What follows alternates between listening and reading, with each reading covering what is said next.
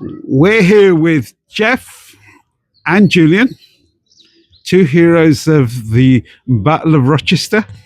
Right, we won 2-1 against Rochester. This was a 6-pointer. How did we do it?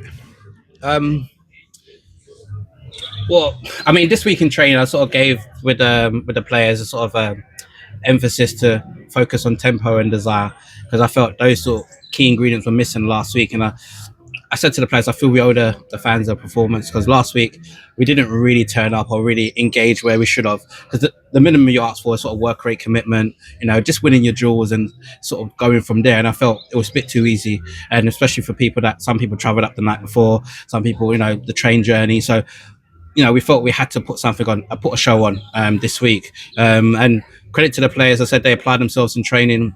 They were in early today, and we just focused on being effective today. Again, credit to the ground staff for putting the game on. But as we know, with the surface, we've got to change our game a little bit and become a bit more direct and using the weapons that we have, being sort of effective. And that was the key today. I felt in the first half, as much as they camped us in a little bit in terms of winning the 50-50s and duels, I felt there was a lot of times we could have got in and the pass was maybe a little bit overhit, or the keeper was really good, his starting position. So we just knew really if we kept doing that and we kept playing to that sort of formation and playing to that sort of emphasis, we knew we were eventually going to get in, because we felt they were going to tire. And that's one thing we looked good today in terms of like fitness, and obviously the subs coming on, we kept the tempo up.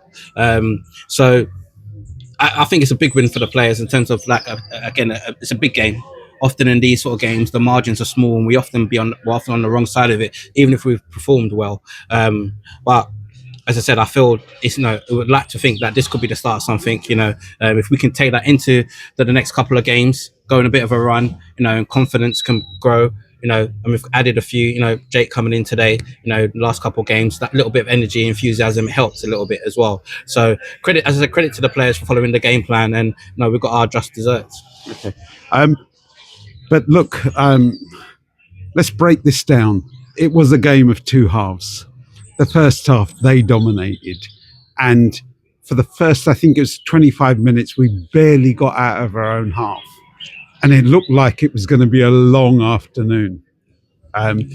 Julian, you were on the pitch there, right? And you saw what was happening.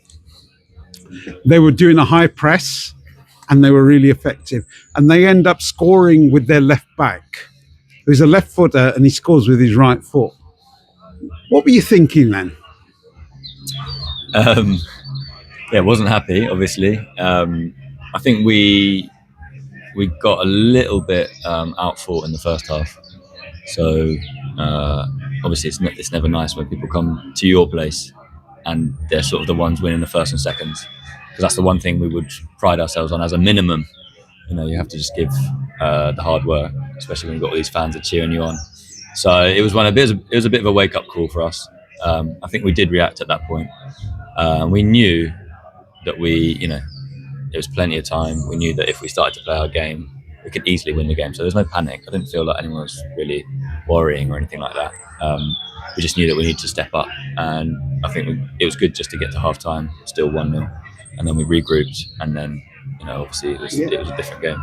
Okay, Jeff, what happened in the second half? Because something changed. Because they were doing the high press, it was high energy. It was every ball was being contested, and we were struggling. And to be truthful, we were struggling.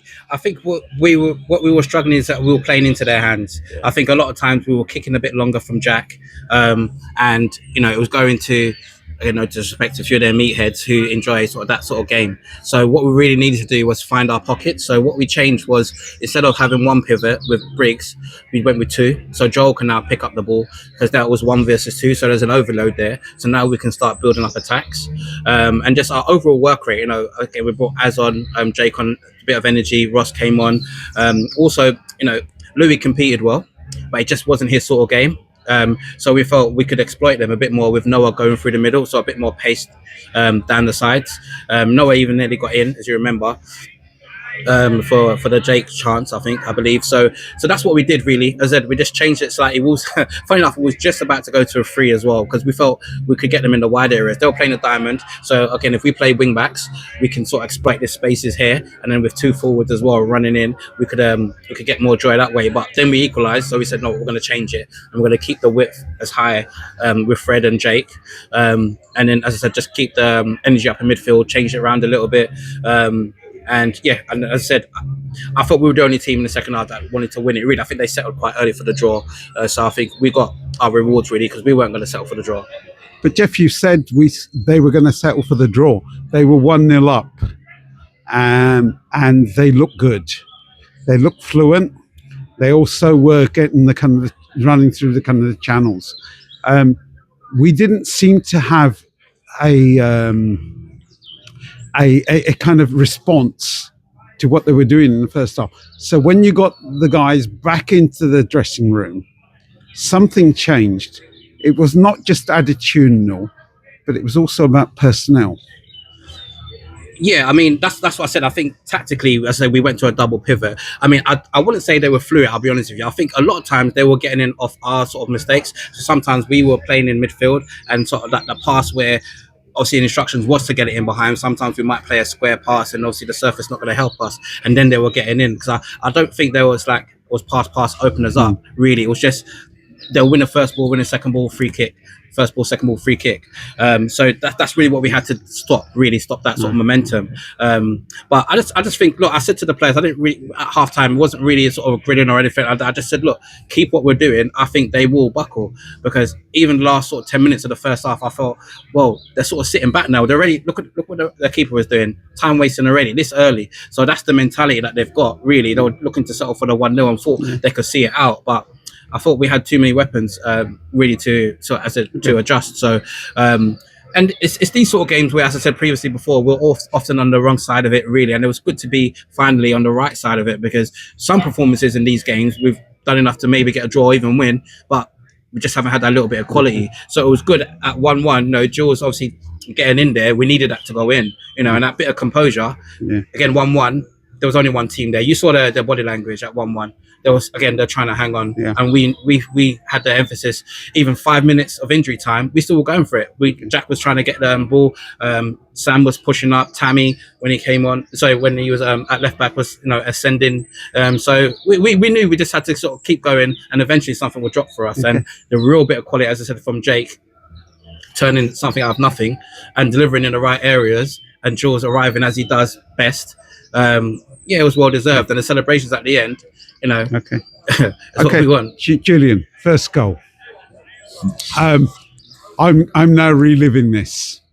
There are 2 of our players going for the same ball. Yeah. Right? And one of those players moves aside. The responsibility goes on to Julian. Senior player. Right? What are you going to do? What's going through the head? I was sort of I said with quite a lot of conviction that it was my ball, and to be fair, Noah stepped out the way. You shouted to him, my ball. Yeah, I said Julian's, yeah. And he got out of the way. So yeah, as you said, there's a bit more pressure at that point. And to be fair, I was very aware that Fred was in good positions, and I was keeping an eye. So you were scanning as well? I was definitely scanning, and their defender was doing this thing where he was doing that like half thing, and Fred was trying to get one way or the other, and the defender was being quite clever. So at the end of the day, I was just like, actually I carried the ball far enough that I was like, okay, I'm just going to go for it. Right. And So you made the decision to shoot. Yeah. When it left your foot, what went through your head?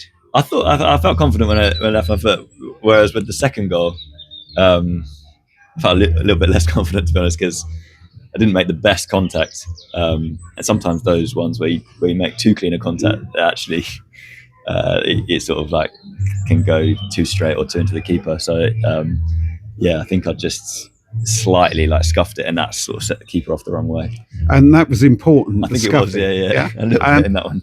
But we've got a lot of games with teams around us. Yeah. They're all going to be 6-pointers. Yeah, definitely. They're all cup finals. Yeah, I think that's what Jeff was saying, is that it has been too long since we've been a team that's been around us. I can't actually remember the last time it was. Yeah. It's been a while. I mean, Staplehurst, Thamesmead were above us at that time. Yeah. So we could count those. But just in general, when the pressure's been on, where we know if we win today, we can maybe climb up the table. Those are the sort of games I'm talking about that we needed to win. And So- it's good that we sort of broke that duck today. Definitely, because I think there's going to be a lot of those games, and also the manner that we did it, which means that if in a big game coming up, we go 1-0 down, we've got that precedent, blueprint. Just But the thing about kind of going 1-0 down, but we didn't give up. yeah, definitely. Tells you something about something has galvanized the team. Something has happened. What is it that's happened? I think we know that we've left it pretty late in terms of the season to properly kick on. Last season we went on that run really early on, and that gave us a platform for the rest of the season. This season we've been really up and down, and we haven't put a proper run together. And it's as the games tick on, you're starting to put more and more pressure on yourself to basically have to go on a really good run. So I think we're a little bit aware of that if we're not careful, the season can creep away from us. So I think there's that sort of intensity to the way that we're playing, where we know that we can't afford to slip up anymore. I think obviously we have to give the fans a lot of credit. Like, it was so loud today. I don't know if it was like nearly 500 again on a horrible rainy day. That definitely galvanizes us. And as Jeff said to us, there's a lot of people that made a big trip to Margate last week, and we didn't really properly show up or give ourselves, put in a really good performance that we'd be proud of. So we definitely wanted to make the fans proud today. Hang on a minute. We never criticised the team. No, and you never criticise us, but we feel you there. You know what I mean? We want you guys to be celebrating wins. So it's not about whether the fans are criticising. We feel nothing but love from the fans. But at the same time, we want to win so that you guys can have it's much more fun when we win. Yeah, that's great. Look, a message, Jeff. A message for the fans. Look, the noise was amazing. Virtually the last kick of the game wins the game. It saves our season. How are you going to look back on this? Listen, I would like to think again. This is a sort of a turning point. Like I said, mentally, because I think there can be a mental block when you don't win these games constantly, and sometimes when you deserve to, and sometimes you feel, you haven't done enough. But I think today should show the players, that they are good enough. We can compete, and we can win these games. Because listen, we've got Halls next week, and not that we're looking past Halls, but if you beat Halls, you're likely to face maybe a Rochester again, a Faversham, a Forest Hill, and you have to have this sort of mentality and this sort That's of... a cup game. Yeah. And that's what you need. You need to have that mentality. If you're going to win a semi-final and a final, you're going to have to turn up. And I think, as I said, this should give credit to the players that we can do it. It's in the locker. So the belief needs to be there, because we might go 1-0 down again, but the belief needs to be there. And as I said, we'll do it with the fans. Fans would do it with us. As Joel says, yes, the fans will never criticise us. It's a special club. But then we also know the fans are football people, and they see what's on the touchline. They see, you speak to them after the games, they'll give their honest appraisal and stuff. And so we know when we're not good enough, regardless of the fans sort of clapping and cheering us on, we know when we're not good enough and what our levels are. And we want to give something back, because the fans, especially if you're cheering and celebrating for 90 minutes, as we always do, especially at the big away games, we want to get a win. As I say, as Joel says, it makes it even special with a win. So we can't thank them enough, and we've got quite a few home games now, because the way that the fixtures have panned out. So as I say, stick with us, and it's going to be a bumpy ride, and we want to be there. If we could imagine another playoff game at home, this season, the attendance there, and what occasion it will be, or we get to a cup final, we know what it's like, as we love an away day. That's what we want. But we need to win these games. In between that, we've got non-league day, and we've got the final game of the season, unveiling of the International Brigade's Moral Trust Memorial. There's a lot more to play for. A last message to the fans. Stick with us, and we go again, as Rich Breville will say. Yeah. Okay. Thank you. Thank you. And well done. Cheers.